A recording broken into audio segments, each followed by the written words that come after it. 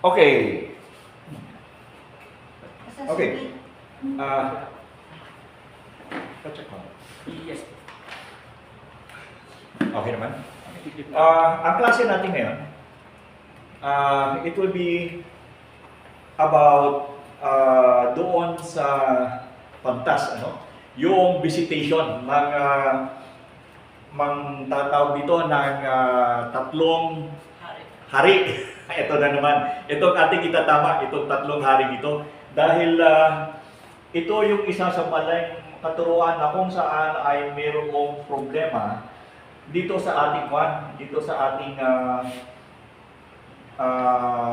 natutuhan sa Romano Katoliko. No? At tingnan natin kung ano talaga ang sinasabi dito. Ang pag-aaralan natin ay Juan sa Mateo 2:1 hanggang 12. Maghati kayo, Mami. Mami kay Mateo 12, Mateo 2, 1 to 6. Ikaw naman, Daniel, ay 7 to 12. Mateo 2. No, 1 to 6. Tapos 7 to 12. Panahon ang pagdalaw kay Jesus. Panahon ng pag-hari ni Herodes sa Judea nang ipanganak si Jesus sa Bethlehem. May mga pantas mula pa sa silangan na dumating sa Jerusalem. Nagtanong-tanong sila, nasa na ipinanganak na hari ng mga Hudyo? Nakita namin sa silangan ang kanyang bituin, kaya naparito kami upang siya isang dalhin. Nang mabalitaan ito ni Haring Herodes, siya'y naligaligay din ang buong Jerusalem. Kaya tinipon niya ang lahat ng mga punong pari at mga tagapagturo ng kautusan at sila'y tinanong, saan ba isisira ang Kristo? Tumugon sila sa Bethlehem po sapagkat ganito isinulat ng propeta. At ikaw, Bethlehem, sa lupain ng Juda, ay hindi pinakahamak sa mga pangunahing bayan ng Juda, sapagkat sa iyo magmumula ang isang pinuno na mamamahala sa ating bayang Israel. Verse 12. Nang mabatid ito, palihim na ipinatawag ni Herodes ang mga pantas at inusisa kung kailan lumitaw ang bituin. Katapos, sila ay pinupunta niya sa Bethlehem na ganito ang bilid. Hanapin ninyo mabuti ang sanggol. Kapag natagpuan ninyo siya, ipagbigay alam agad ninyo sa akin upang ako man ay pumunta roon at sumumbar ka rin sa kanya. Pagkarinig sa bilin ng hari, sila ay nagpatuloy sa paghahanap. Ang bituin na nanguna sa kanila mula pa sa langan ay tumigil sa tapat ng kinaroroonan ng bata. Ganoon na lamang ang kanilang kagalakan nang makita ang bituin. Pagpasok sa bahay, nakita nila ang bata sa piling ni Maria na kanyang ina. Napatira pa sila at sinamba ang bata. Inahandog din nila sa kanya ang mga dala nitong ginto, insenso at mira. Nang papauwi na ang mga pantas, nakatanggap sila ng babala sa pamamagitan ng panaginip na huwag na bumalik kay Herodes, kaya't nag-iba na sila ng daan pauwi. Okay. Simula doon sa 1 hanggang 12, ilang taon niya?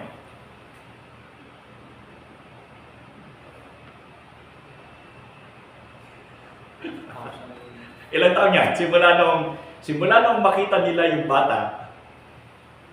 Pero may problema eh. Simula pala nung makausap nila si Herodes, hanggang sa makita nila ang bata, ilang taon niya? Wala naman sinabi.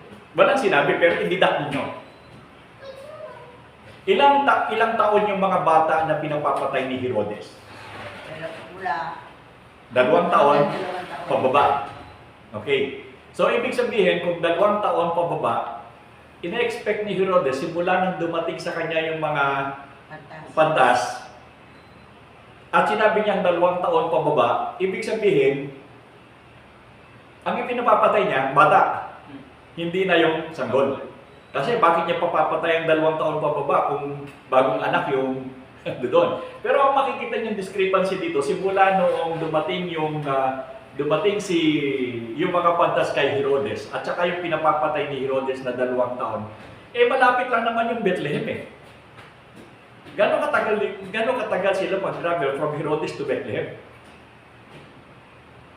Dapat ang sinabi ni Herodes ay patayin niyo ang sanggol. Hindi ba?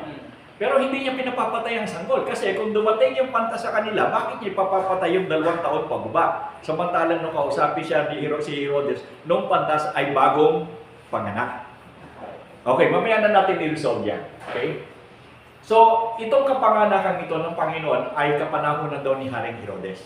Okay? At itong mga pantas na ito, anong ibig sabihin ng pantas? Tagalog po, clown. Ay, sa English, clown. Talino. Matalino. Okay, ang pantas ay matalino o sage sa Ingles, or tinatawag din sila na wise man. Okay? Tinatawag din sila wise man. Pero ang problema natin sa Pilipinas, anong tawag natin dito? Hari. So ito yung malaking suliranin kung bakit nagkakaroon ng error dito sa kasulatan sapagkat hindi ko maintindihan bakit tinatawag ng Romano Katoliko na hari ito. May tatlong hari nagsidalaw. At ito ay hindi itinatama. Kasi nung gumawa ng kanta, kasi yung kantang yan ay napaka-impluensya at yung kantang yan ay para sa buong Pilipinas di ba? Lalo na yung mga Pilipino nandoon pa rin sa ibang lugar. Pero ang sinasabi dito ay may tatlong haring nagsidalaw. Kung sino man yung gumawa ng kanta na yun, ayun ay dapat itinama ng Romano Katolikong mga tagapagturo. Sapagkat ang sabi sa kasulatan ay hindi naman ito hari. So, tumagal at tumagal ang panahon, kaya makikita natin na ang mga Romano Katoliko na Kristiyano, na nominal, ay namumuhay sa kamalian ng kasulatan dahil hindi sila itinatama. Andun doon yung pagkakamali, ginawa na ng isang manggawa ng kanta na mali na yung kanta, ay ipinagpatuloy pa rin at hindi ito sinasawata. Kaya dumating ang panahon, ang katuruan at kaalaman ng mga Katolikong Kristiyano na ang dumalaw sa Panginoon ay tatlong hari.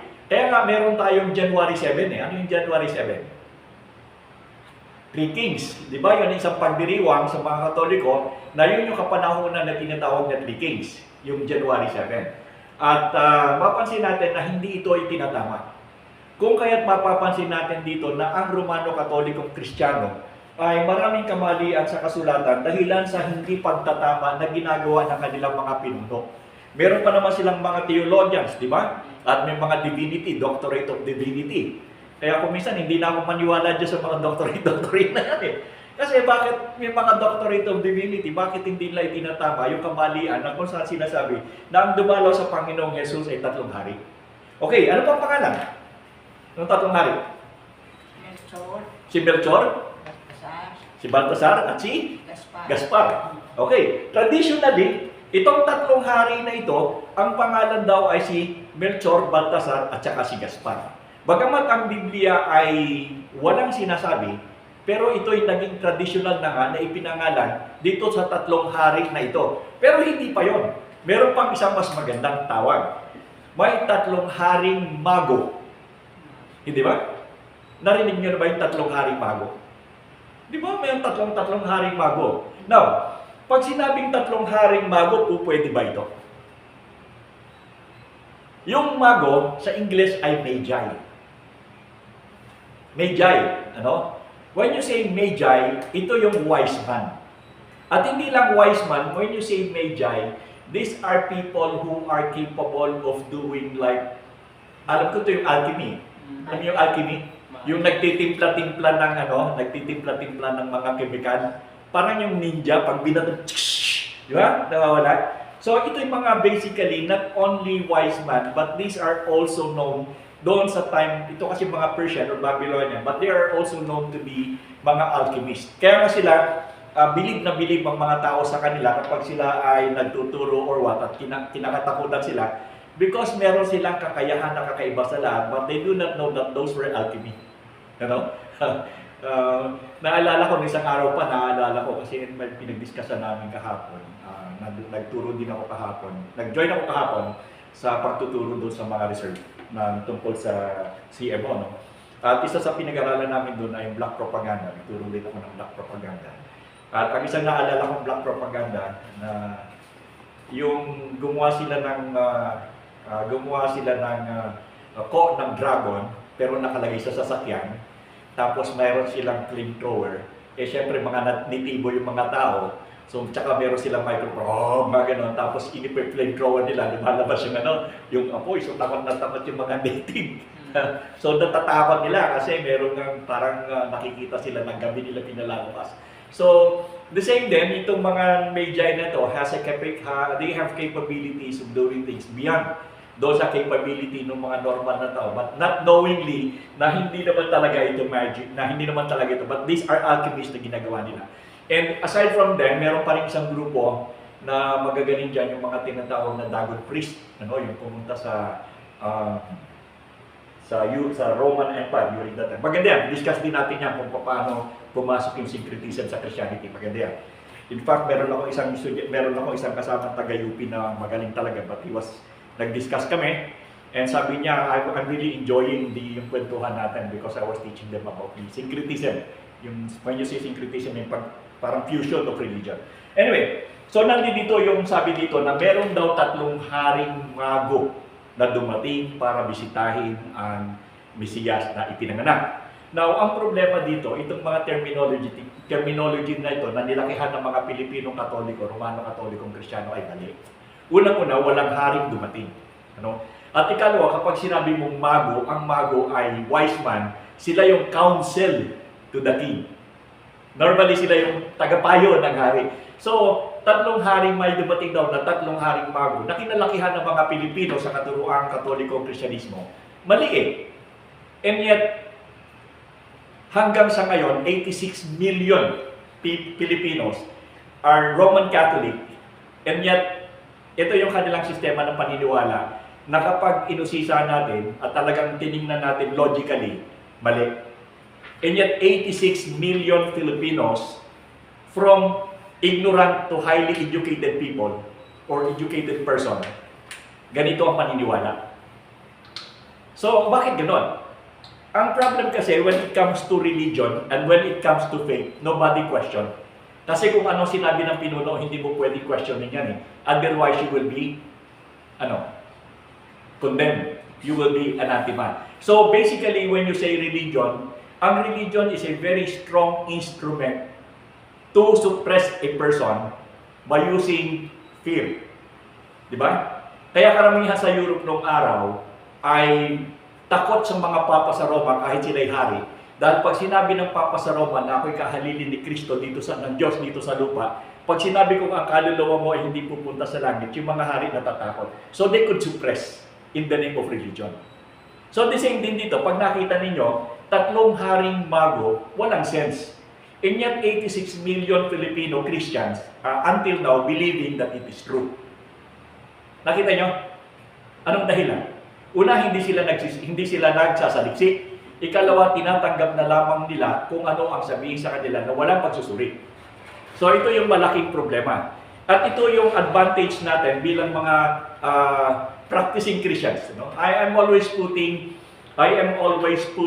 a difference between a nominal Christian and a practicing Christian. Lagi kong binibigyan, kahit sa amin, lagi kong binibigyan yan. Kasi napakadaling sabihin Kristiyano ka, but when you say Christian, anong klase? Dalawang klase yan eh. Yung Kristiyanong sumusunod sa katuruan ng Diyos at yung Kristiyanong pabaya sa kanyang pananampalataya. Hindi tayo ganun eh. That is why this is a very good thing for us na tayong mga practicing Christian na dumadating tayo na hindi lamang tayo sumusunod, kundi tayo din ay nagsasaliksik, nag-aaral kung ang ating sinasabi sa atin ay may katwiran o wala. Hindi ba? Katulad natin ngayon, nagtuturo ako.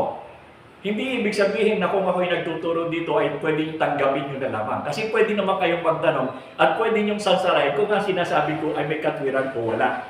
Kung ang aking sinasabi ay totoo o hindi. Di ba? Pastor, malate. Malate. Anyway, so ito yung kagandahan dito sa atin sapagkat kapag tayo ay nagtuturo, ang mga tinuturuan ay mayroong kapasidad na magtanong o magsaliksik o sumagsansala doon sa nagtuturo upang patunayan kung tama talaga ang kanyang tinuturo o hindi. Sa ibang pananampalataya, hindi pwede yun eh. Merong isang pananampalataya dito na kapag tinanong mo, pagka nabubuko siya, nagagalit eh. Murahin ka ba eh. Meron gano'n? Pero sa atin na hindi. Sapagkat tayo ay nandoon sa ang hinahabol natin ay katwiran kung ano ang tama. At ito'y hindi monopoly. There is no such thing as monopoly of knowledge. Lalo na ngayon sa meron tayong information technology, yung information highway, na napakadaling alamin kung totoo sinasabi ng mga nagsasalita. Hindi katulad ng araw na kapag sinabi nila, lalo na yung Second World War, kapag sinabi ng tagapangaral, wala na, yun ang sinabi ng tagapangaral kasi wala naman silang pamuran para i-check. Ano? Meron nga isang mangaral dyan nagsasabi yung pagitan ng Earth at saka ng Sun yung distansya pag kinahit mo mali. Ya't walang nagtatanong kasi pag nagtanong ka, bebengahin ka niya. Meron ganon. Naalala ko tuloy nung nasa seminaryo ako. Wala pang internet pa internet. So, meron lang kami ay library. Diba? At ang library namin from 7 o'clock to 10. 3 oras yan. Kami BBC, yung first year, bago ko pa mag-first year, may pre-theology. Tawag namin yung Basic Bible Course. Pag Basic Bible Course ka, obligatory na dapat from 7 to 10. No, 7 to 9 actually, kasi 10 o'clock natutulog na. 7 to 9, 2 oras, nandun ka sa seminar, sa library. Hindi po pwedeng wala ka sapagkat pag ikaw ay nahuli na wala ka doon, mayroon kang parusan tatanggapin. So, ganun kami sa seminaryo. Talagang must yan. From 7 to 9, nandun ka sa library. Mag-aaral ka talaga. Whether you like it or not. Ang problema ko, ako yung may problema palagi dyan sa seminaryo ng time niya. 38 year pala ng seminaryo ng TBS. Lagi akong nahuhuli na wala ako sa library. Cruz, wala ka sa library. Ano sagot ko? Bakit siya? Meron bang bagong libro? Bakit siya? Meron bang bagong libro? Ibig sabihin nabasa na. So, importante, no? Iba ngayon meron ng yung information highway natin na anytime, kahit ngayong oras na ito, pindutin mo, makikita mo yung sagot. So, balik tayo doon sa Haring Mago, hindi pwede. At saka walang Haring Mago na dumating.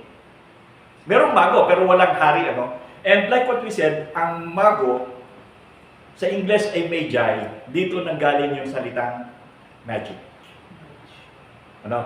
Magi, dito nanggaling yung salitang magic. That is why yung magic, wala naman talaga supernatural sa magic. Magic is just one way of deceiving your mind or tricking your mind by diversion. So diversion, yan ang tinatawag na magic. Kapag ito'y totoo na, hindi na to magic. Ano na yan parang supernatural na, hindi na yun, iba ng tawag doon, hindi na magic yun. Anyway, so bumalik tayo dito. So when you say pantas, ito yung mga saints, ito yung mga tao na capable of advising the king in terms of astrology. Ang tinitingnan nila, itong mga magi na ito, they have a capability of looking at the stars and reading the stars. Now, itong tatlong hari ito, reaction naman niya, sinabi ko ng hari. Sir, hindi hari! Magi. Okay. Ang sabi, itong tatlong ito ay nanggaling from different parts of, like, one is from Babylon, from Persia, and from Africa. Itong sabi na nagkatipon itong mga ito sa isang lugar at sila ay nagsama-sama doon sa silangan at sila ay pupunta doon sa nakita nila. Nakita kasi nila yung star na I do not know kung what constellation. Siyempre, makita natin yan. By the year, ano yung constellation na star na nandoon kung talaga meron. But actually meron yan. Hindi ko lang na-research pa. At nung nakita nila itong tatlong ito, nakita nila itong stars na ito. So sabi na this star is something different, something incredible with these stars. And probably this is the star na magdadala sa atin kung saan nakalagay yung Messiah. Because itong tatlong magi na ito they have something in their mind na talagang magkakaroon ng Messiah, that the Messiah will come. Now, ito maganda, bakit from Babylon and Persia? Ang Babylon by the time, during the time of Nebuchadnezzar, meron silang worship doon na tinatawag na Dagonism. Ang Babylon is basically a religion of Dagonism. When you say Dagonism, ito yung pananampalataya na merong kinalaman sa ang kanilang Diyos ay isda. Si Dagon. Dagon is a fish god na yung kanyang katawan ay tao, tapos ang kanyang ulo ay isda. Si Dagon yan. At itong Dagonism na ito ay makikita nyo when you study sa akin yung klasiko tungkol sa history ng Roman Catholicism, ng Christianity from Jerusalem to Rome, at saka sa Pilipinas. Ginawa ko na kasi ng kwento yan Simula sa Jerusalem papunta ng Pilipinas yung Christianity. Actually, ginawa ko na yan. Isang libro yan makapal. Na nung ginawa ko yan, actually natigil ako sa Rome. Na-stuck ako sa Rome. Pero ngayon, ginawa ko ng panibago. Iniabot ko na sa Pilipinas. So, ginawa ko na lang yung fusions.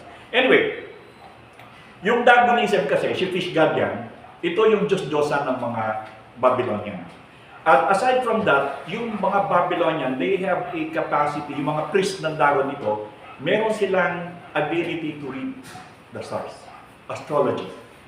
At yung astrology na way back from the Babylonian Empire, hanggang ngayon meron pa yan. At this present time. Alam niyo kung ano yun? Araw-araw ginagawa ninyo. Palagi ko hindi ninyo ginagawa. Pero dati ginagawa niyo.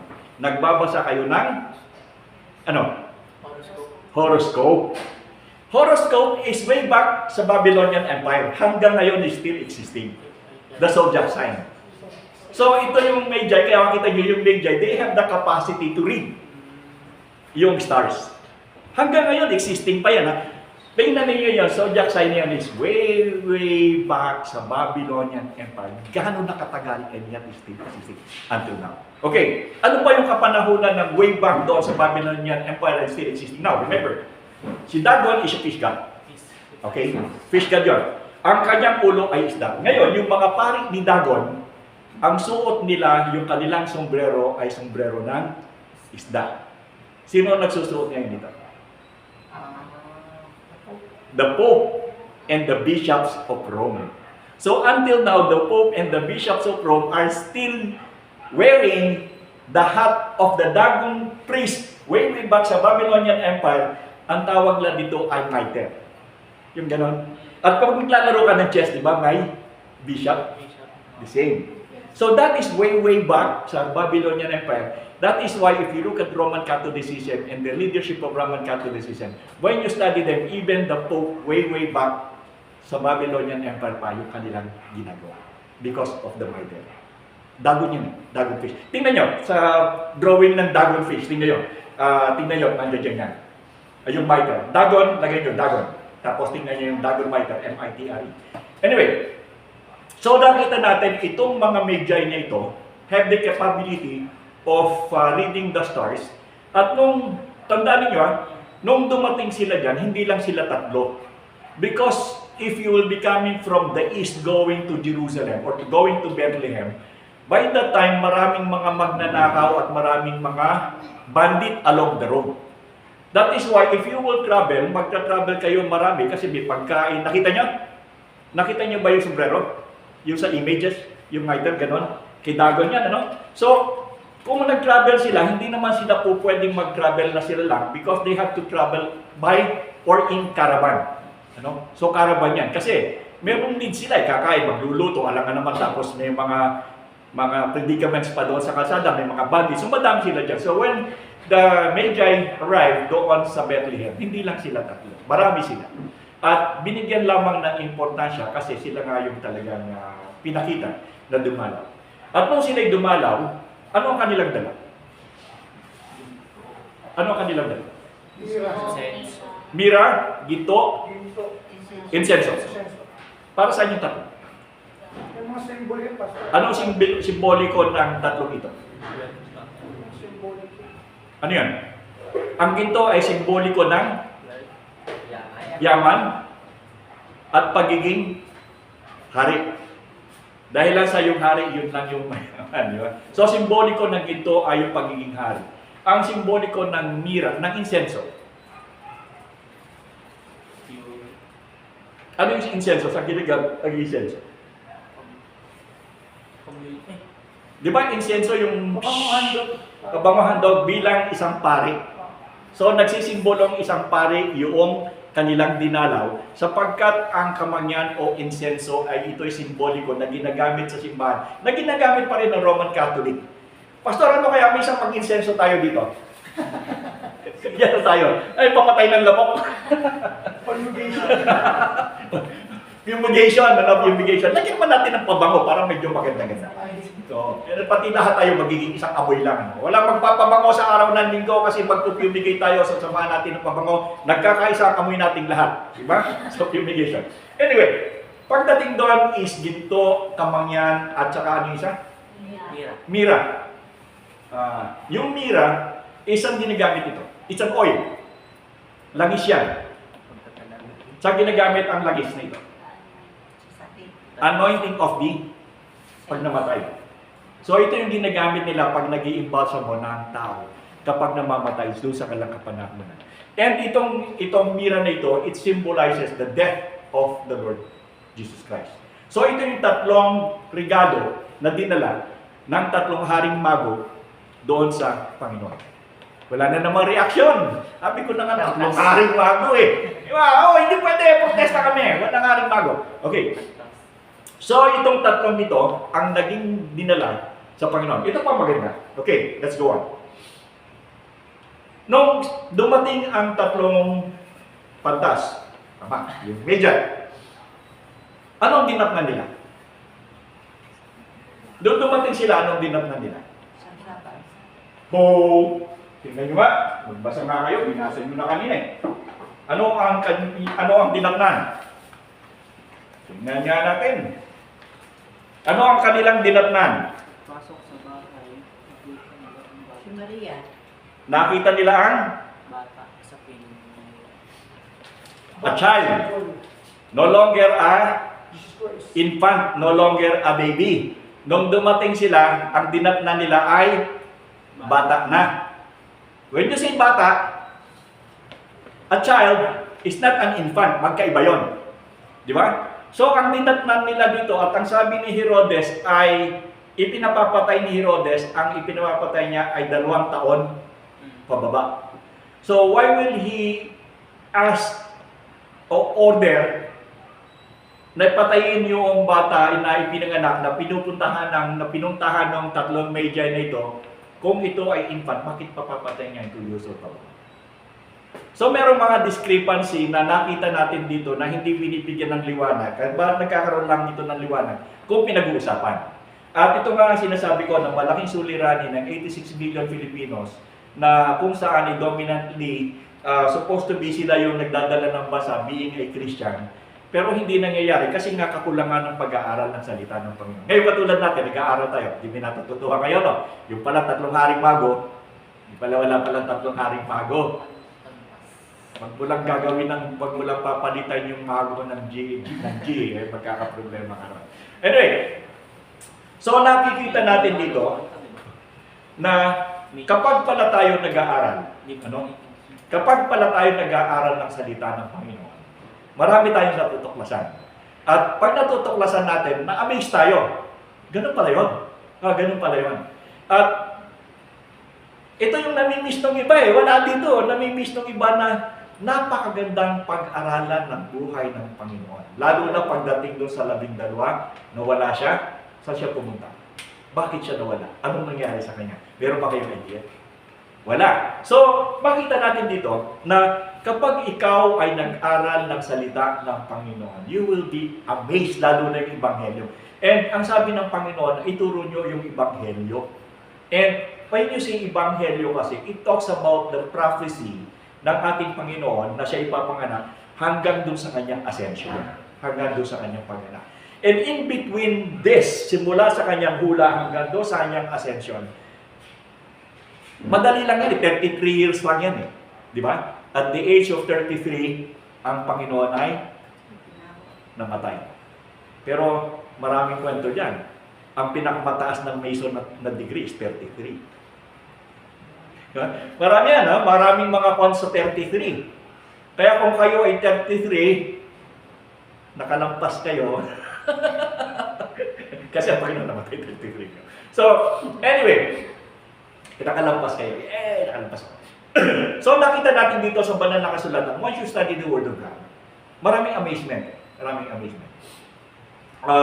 Bukod doon sa Magi na yan, yung isa rin ito sa reason, bakit halimbawa, pag-usapan natin yung Magi. Bakit ang Roman Catholic hanggang sa ngayon, puno-puno pa rin ang emblem ng Magi? Mitre, yung fish god, haring mago, tinuturo sa kanila. Nag-i-insenso pa rin sila sa simbahan hanggang sa ngayon. At bukod doon ay, hindi ko na dapat isama ito kasi malalayo tayo. Anyway, doon lang mag-stick muna tayo doon sa Persian. Actually, yung katuruan dito ay yung tatlong Magi na to ay meron silang composition ng different religion. Una yung nagdala yung isa doon ang nanggaling sa Babylon, though hindi dinistinct kung ano ang kanyang dinala. But ang sabi dito traditionally, yung isa daw na Magi ay nangyari galing sa Babylon. Now, when you talk of Babylon, it talks about Dagonism. Sapagkat ang sistema ng pananampalataya ng Babylon during that time ay, yun nga, si Dagon, sa fish god, at kakaiba din yun sa Persia. Sa Persia naman ay ang kanilang sistema ng pananampalataya doon ay yung tinatawag na Mithraism o Mithraismo. Si Mithraismo naman yung tinatawag na bull slayer. Ano? So bukod pa doon sa pagdating doon sa Rome, nagkaroon pa rin ng panibagong pananampalataya yung tinatawag na Sol Invictus or the Unconquerable Sun. So, ibig sabihin, itong tatlong ito, or yung dalawang ito, yung Persia at saka yung Babylon, which is different ng pananampalataya, bumisita sila sa Panginoon. Though, sabihin natin na hindi man sila yung mga pare, pero sila yung mga advisor. So, when you look at also sa development ng Christianity, nung ang Kristyanismo ay nagsimula sa Jerusalem at inutusan ng Panginoon na ikalat ito, noong si Apostol Pablo na doon sa fourth missionary journey ni Apostol Pablo, nung siya ay dinala na sa Roma sapagkat hinuli siya. Now, si Apostol Pablo was supposed to be tried sa Jerusalem. Pero ang sabi alam ni Apostol Pablo, i-connect ko ito dito doon sa mga media.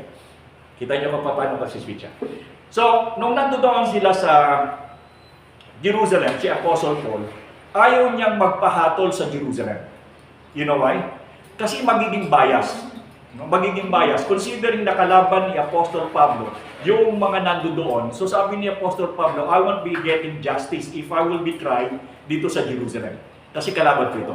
So what Apostle Paul did was to ask for a trial, not in Jerusalem, but in Rome. Now bakit?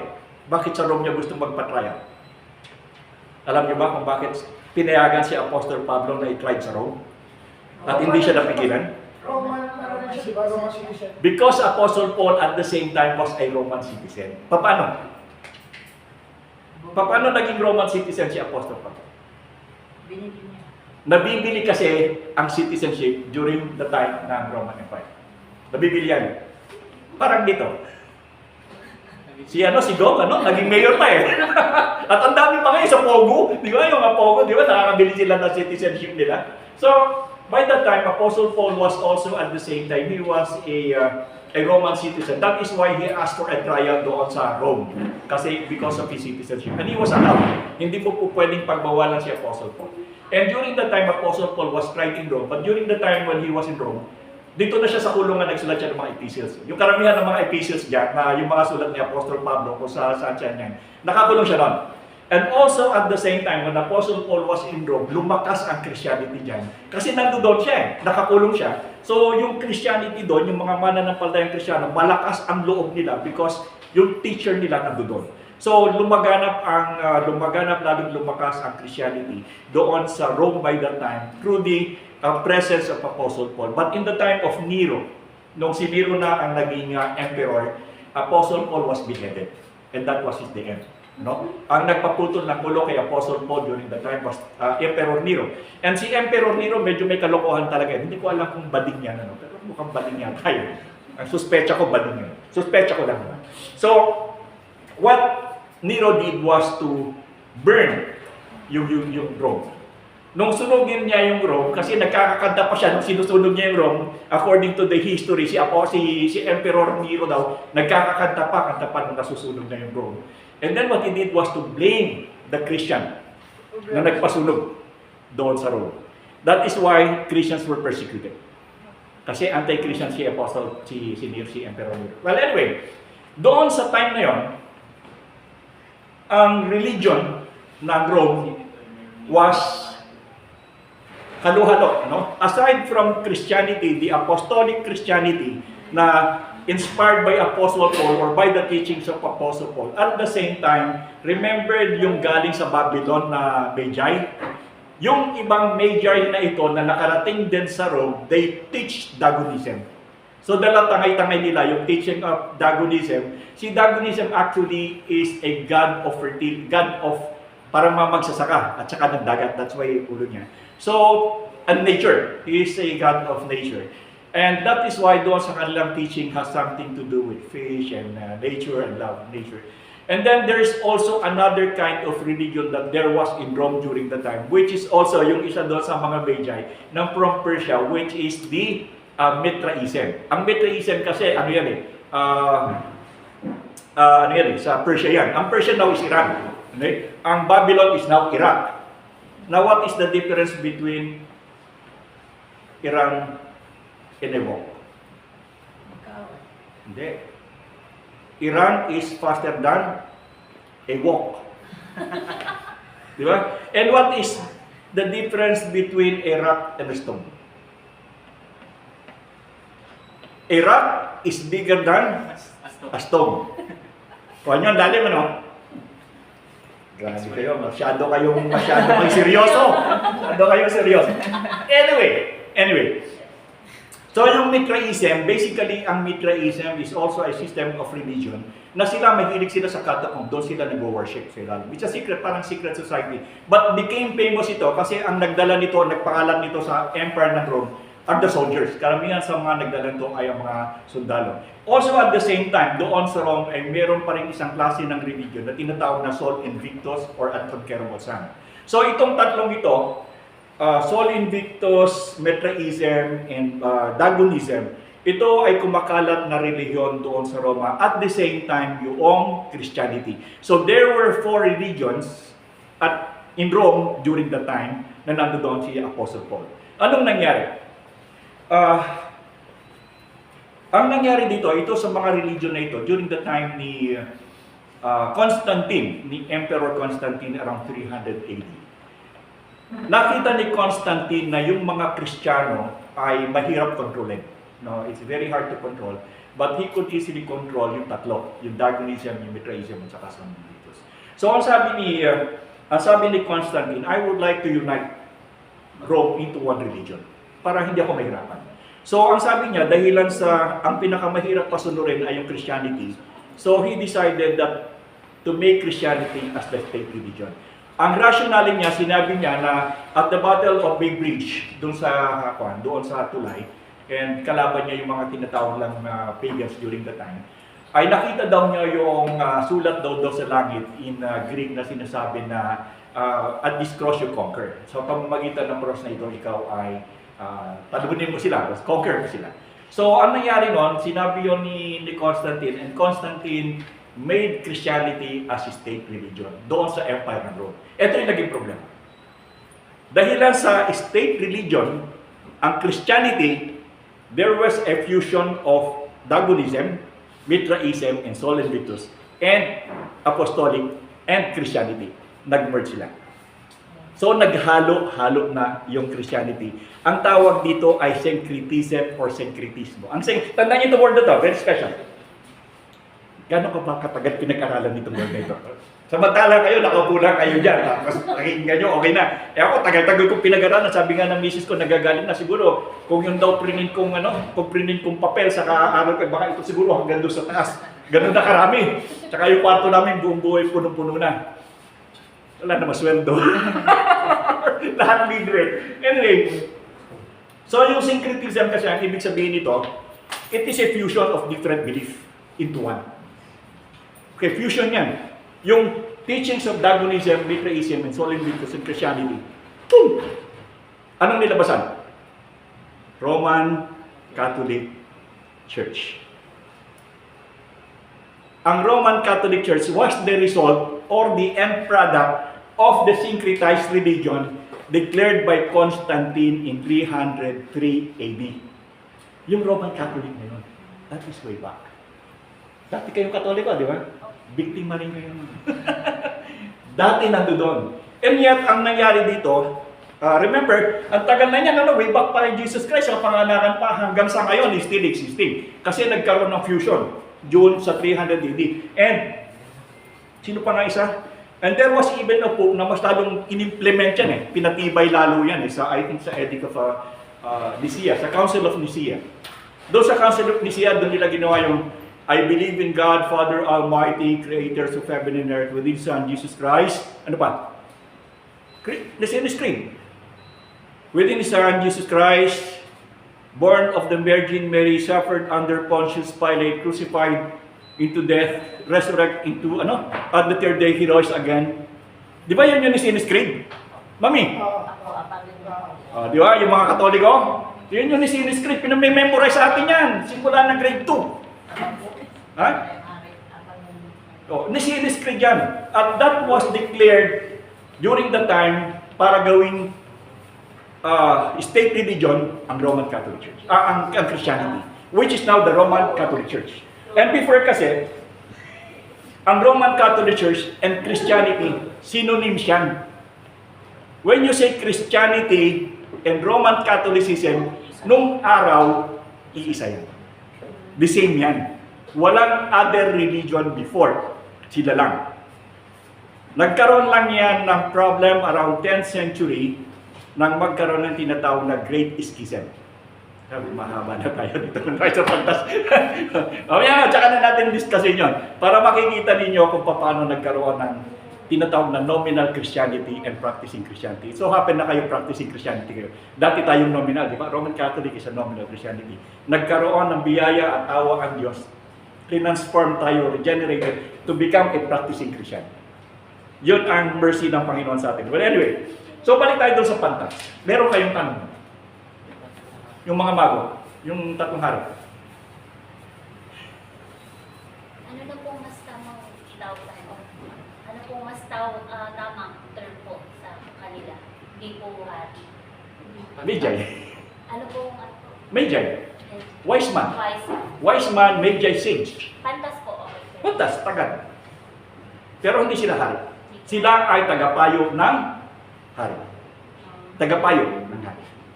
So, when you say, kapag nagturo na naman dito, alam niyo magkakaproblema kayo pag dumating ang Pasko. Sinasabi ko, itong simbahan na to, magkakaproblema kayo ng malaki sa Pasko. Bakit? Hindi, December 25 ang kapanganakan ng Panginoon. Di ba? Pinag-aralan natin, ito ay tag-init, hindi taglamig. Pagkatapos, hindi pa tayo pwedeng magbigayan ng regalo dahil ang bigayan ng regalong ito na dinala ng hari, it is because a system ng pagbibigay sa Panginoon, ang ginagawa natin ay bigayan sa isa't isa. Ang bigayan ng regalo ay binibigay para sa Panginoon, pero pagdating natin, nagbibigayan tayo ng regalo sa isa't kapatid, ikaw na ba ang aking Panginoon ngayon? Ito ang insenso para sa'yo. So there was a problem. Now, tanong, saan nag-umpisa ang bigayan ng regalo sa isa't isa tuwing araw ng 25 ng Disyembre? Alam nyo? It is a Druid tradition. When you say Druid tradition, ito yung mga Norseman. Iba pang grupo yan, yung Norseman, ano? Ito yung sino ang Diyos ng Norseman? Valhalla. Valhalla. Sino naglalaro ng anong game yan? May Valhalla? God of War. Meron pa. Yung may Valhalla. Di ba yung mga warrior, Norseman, ito yung mga Vikings? Mga babaeng Mga Vikings sa Valhalla. Actually, ito'y kanilang tradition ng Norseman. Yung pagbibigayan ng regalo. Kanila yan. Druid tradition yan. Aside from the Druid tradition, meron din silang puno na wino-worship. That is why, kapag Christmas sila, meron silang puno ng tree. Tingnan nyo yung Pilipinong Christmas dito, halo-halo na, may Christmas tree. Ang Christmas tree is a Druid tradition. Norseman yan. Hindi yan Christianity. At yung bigayan ng regalo, it's not even Christian, it's still a Druid tradition. So aside from Dagonism, aside from Mithraism, and aside from Sol Invictus and Christianity, ang Pilipino meron pang Druid. Yung mga Viking tradition. So paano pa tayo hindi maliligtas nito? Sobra-sobra na tayo sa langit. Kasi kinuha na natin yung Mithraism, yung Babylonian, yung Persian, meron pang Sol Invictus, meron pa tayong Druid sa ating religion, sa ating paniniwala. Baka saan na tayo pupunta? Diba? chapsoy na tayo, hindi pa maintindihan kung saan pupunta yung ating langit. Di ba? Kasi kapag ganun ang iyong paniniwala, ay wala kang patutunguhan sapagkat labo-labo, halo-halo. And yet, Filipino, even at this very moment, yung Catholic na 86 million plus ngayon, ito yung kanilang paniniwala and they believe that they are for real. Di ba? Malaking problema yan eh. Napakalaking problema. And yet, nobody questions. Di ba? Nung bang Roman Catholic tayo, nagtatanong tayo tungkol dito? Hindi. Kailan nyo lang natutuhan itong sinasabi ko? Kailan nyo ito natutuhan? Ngayon lang. Ngayon lang. Kung hindi ko pa sinabi sa inyo, Mami, maningil ka na ng tuition fee dito sa mga ito. Ganun po ang nangyari. And like what I said, we are telling that Christianity, nung dumating ang Panginoon, bata na ang dinatnan. That is why, kapag nagpasko-pasko dyan, na nakalagay na naman yung bata na nandoon sa manger, ganun na naman, inyat nung dumating yung 3 pantas, ang dinatnan nila, bata na. Hindi na nakalagay doon sa manger. At nagtataka ako, simula nang ang Panginoon almost 2,000 years ago, bakit hanggang ngayon hindi pa siya lumalaki pag nandoon bata pa rin? Di ba? Taon-taon niya, nakalagay doon sa sabsaban. Ano itong bata nito? Hindi na lumaki, ang tanda-tanda na. Di ba? Ang tanda-tanda na, hanggang ngayon, yung pa rin ang edad. And yet, the Bible is saying that when the Magi arrive, they arrive with a child. Not an infant. Di ba? So, naintindihan nyo? Dumating kasi kayo ng maaga para mas marami kayo. Noong na namin, hindi nyo na natutuhan. Di ba? Yung alas 8, alas 8:15, ang dami nyo na nawala. Lugi na kayo doon. Anyway, so, any question tungkol doon sa Magi? After that, ang pag-aaralan natin, ayun ang pagdating yung kay Jesus Christ na, bata. Hanggang mag-bar mitzvah siya. Alam niyo yung bar mitzvah? Magba-bar mitzvah yan. Si Jesus Christ also experienced bar mitzvah. Nag-bar mitzvah din yan. Sa babae, bat mitzvah. Meron yan. Normal sa kanila yan. Anyway, may question kayo. Yung sa ano po, diba may sabi niyo po may symbol ng ginto, incense, at saka mira. Yun po yung anointing kasi pagiging pari ni... O yung bilang priest. Ibig sabihin po, alam din po ng 3 pantas yung mangyayari kay Jesus. Kaya ito po yung ginto. Yes. Because they knew. Bakit sila pupunta ang Binibilangan? They knew that the Messiah will come. Even they from far away. Kasi by the time when you say kasi itong mga ito, yung mga Jewish na yan, mga Hebraic people yan. When you say Hebraic people, it's not literally na ikaw lang ay Hudyo. Maraming klase yan. Pati mga, I think yung mga, itong mga Arab, mostly mga Hebraic yan, di ba? Kay Abraham yan, mga Hebraic pa rin yan. So, even though they are not specifically Jewish, pero Hebraic sila, so they have the, sabihin natin bagamat malayo, but they still have the, parang narinig nila. And the moment they saw the star, which is different from all, nakita nila that there's something different. And it must be the coming of the Messiah. Of course, meron din silang mga computation na ginagawa. Kasi magagaling nga sila. So, anymore, yun lang kanila. Meron silang understanding, that's why they came. Alam nila na ipapanganak ang Messiah. And it was even prophesied kay Isaiah. Remember, pinag-aralan natin na it was prophesied kay Isaiah na dadating yung Mesias. Di ba? Na ipapanganak ng Berhen. And so they have the understanding. Hindi lang siguro sila, marami. Ang kagandahan nito, nung sinabi ni Herodes, pinapunta sa Bethlehem, yung mga pinuno ng rebellion, di ba? Pagkatapos bumalik kayo sa akin at sabihin nyo. Because, bakit si Herodes pinapahanap niya yung ipinanganak? Bakit? Kasi alam niya maingat. Natatakot siya because he knew that when the Messiah come, natatakot siya na it is a king, he's a king, baka makudita siya. Matanggal siya. And that is why, for that reason, ang sabi ni Herodes, ayaw ko ng kalaban, ayaw ko ng batang lalaki na kalaban ako, kill him. And all at ages. Kaedad niya. Bata, 2 pababa. Dead. More question? siya maagawa ng pare. Yes. Kasi nga Herodes siya. eh. Alam niyo ba na kapag tinawag ang Pilipino na Herodes ka, masama yun? Herodes ka talaga. Alam niyo yun, mga bagong kabataan dito, pag tinawag kang Herodes, masama yun. Herodes ka talaga, masama yun. Pag tinawag kang Herodes ka.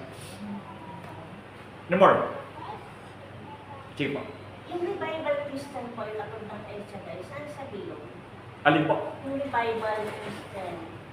Alam po niyo sa Pilipinas, parang pandesal yan eh. Dito, uso-uso. Merong mga revival, tunay ba yung pangalan mo na revival? Merong actually yung nag-meeting kahapon, yung revival Christians na, yung revival Christian pastor na nag-conference para kay laban sa administrasyon ngayon, nagsama-sama yung mga pastor, mga revival daw. Kasi dito ang problema, dalawa lang naman yan eh. Whether you say you are a revival or whatever, the question is, are you a practicing Christian? Revival ikaw, walang problema. Are you a practicing Christian? When you say a practicing Christian, sola scriptura ka. You read the Bible and you practice the Bible. Alone. Yun ang practicing. Ngayon ko sinabi mo, revival ako. Yung mga isa sinabi pa nga doon eh, ako ikay propeta. Kapon, propeta daw siya. Propeta ka, bahala ka sa buhay mo. Diba? I-claim mo na, wala namang bayad yun eh. Libre naman yun, kahit anong akuin mo sa sarili mo. Ako nga, sige buloy nga, Diyos eh. Mabigat yun.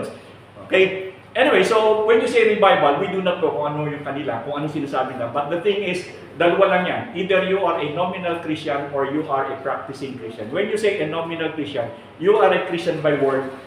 Sinasabi mo, but your actuation and your life, hindi siya pumapasok doon sa katuruan ng Christianity. That is a nominal.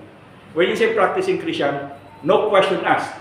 Sola Scriptura, what the Bible is saying, you're reading it, katulad natin, at Saturday, we come together as a church and we pray together. Hindi nila ginagawa yan. Ginagawa ba nilang manon-nan eh. Pagdating ng Sabado o Linggo, madaling araw pa lang, naglilimas na sila ng manok dahil pupunta sila sa sabungan. Tayo, anong ginagawa natin? Madaling araw pa, nagliligo na, naglilinis na, pero nalilate pa rin sa church kasi tayo ay magsisimba. Yan, nalilate pa rin. Okay, kung wala na pong tanong, meron pa? Pastor, sa bungan, meron din po kasing Kristo. Oo, bagay may Kristo doon. Ano kaya masubukan ko doon pumunta? Pastor, closing prayer tayo. Hindi po tayo dito ngayon na isa pa po balikan po natin ang Panginoon.